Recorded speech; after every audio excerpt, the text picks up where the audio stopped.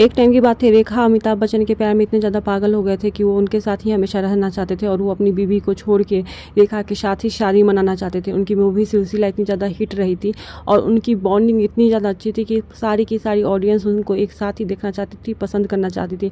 लेकिन ऐन मौके पर रेखा ने चाहा कि वो उनके साथ रहे, बट जया बच्चन ने उनको साफ साफ कह दिया कि मैं इनको छोड़ के कभी भी नहीं जाने वाली हूँ, जो भी करना है कर ले, लेकिन मैं अमिताभ को कभी भी डाइवोर्स नहीं दूंगी और ना ही इनको छोड़ूंगी। मजबूरी वश अमिताभ को रेखा को छोड़ना पड़ा और आज रेखा भी अलग है, अमिताभ भी अलग है। लेकिन अगर तुम उन दोनों को किसी अवार्ड फंक्शन समारोह में देखोगे तो पाओगे कि वो दोनों एक दूसरे को हमेशा देखते रहते, एक दूसरे को कब नज़रअंदाज करने की कोशिश करते, लेकिन कहीं ना कहीं एक दूसरे को दिल से अभी भी चाहते हैं। यार अगर इस उम्र में भी देखा जाए रेखा जी को, तो जानवी कपूर से बहुत ही ज़्यादा सुंदर और ग्लो कर रही है। मतलब इनके जैसी खूबसूरती शायद ही अभी किसी हीरोइन में होगी। मतलब इतना ज़्यादा ग्लो इस एज में जानवी कपूर भी फीकी लग रही है इनके सामने। ये मूवी और कोई नहीं, राम तेरी गंगा मैली है। ये मूवी देखने में तो ऐसा लग रहा था कि यार ये हीरो कितना बेसहारा है।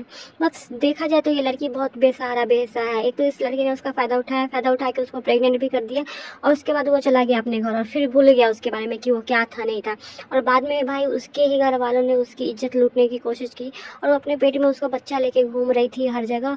और देखो ये कितना रो रही है प्रेगनेंसी की वजह से। और फिर वो लड़के को ढूंढने के लिए दर दर भटकती रही कि कैसे भी करके उसको वो लड़का मिल जाए, लेकिन वो लड़का उसको नहीं मिला। लास्ट में इतनी जिल्लत, इतनी बेइज्जती, इतना सब कुछ सहने के बाद फिर उसको वो लड़का मिलता है, जो कि उसी के घर में जब वो नाचते रहती है एक तवायत की तरह, तब वो वहाँ पे आता है उसको देखने के लिए। इससे बड़ी बेइज्जती और क्या हो सकती है। मतलब देखा जाए तो यहाँ पे बेबस वो लड़का नहीं बल्कि ये लड़की है जिसकी इज्जत लूटने की कोशिश की गई और वो हमेशा डर डर भटकते रही और अपनी इज्जत बचाने की कोशिश करते रही। आपकी क्या राय है?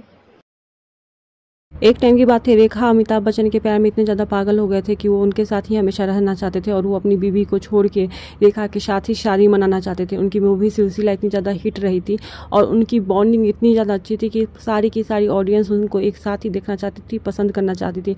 लेकिन ऐन मौके पर रेखा ने चाहा कि वो उनके साथ रहे, बट जया बच्चन ने उनको साफ साफ कह दिया कि मैं इनको छोड़ के कभी भी नहीं जाने वाली हूँ, जो भी करना है कर ले, लेकिन मैं अमिताभ को कभी भी डाइवोर्स नहीं दूंगी और ना ही इनको छोड़ूंगी।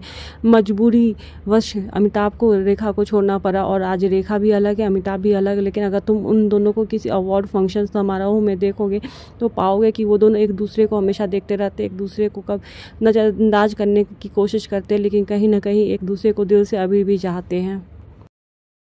ये मूवी और कोई नहीं, राम तेरी गंगा मैली है। ये मूवी देखने में तो ऐसा लग रहा था कि यार ये हीरो कितना बेसहारा है।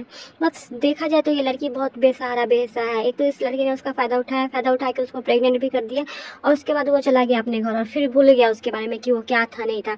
और बाद में भाई उसके ही घर वालों ने उसकी इज्जत लूटने की कोशिश की और वो अपने पेट में उसका बच्चा लेके घूम रही थी हर जगह। और देखो ये कितना रो रही है प्रेगनेंसी की वजह से। और फिर वो लड़के को ढूंढने के लिए दर दर भटकती रही कि कैसे भी करके उसको वो लड़का मिल जाए, लेकिन वो लड़का उसको नहीं मिला।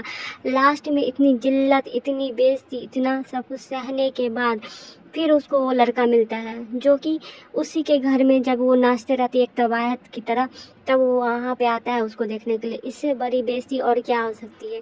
मतलब देखा जाए तो यहाँ पे बेबस वो लड़का नहीं बल्कि ये लड़की है जिसकी इज्जत लूटने की कोशिश की गई और वो हमेशा डर डर भटकते रही और अपनी इज्जत बचाने की कोशिश करते रही। आपकी क्या राय है?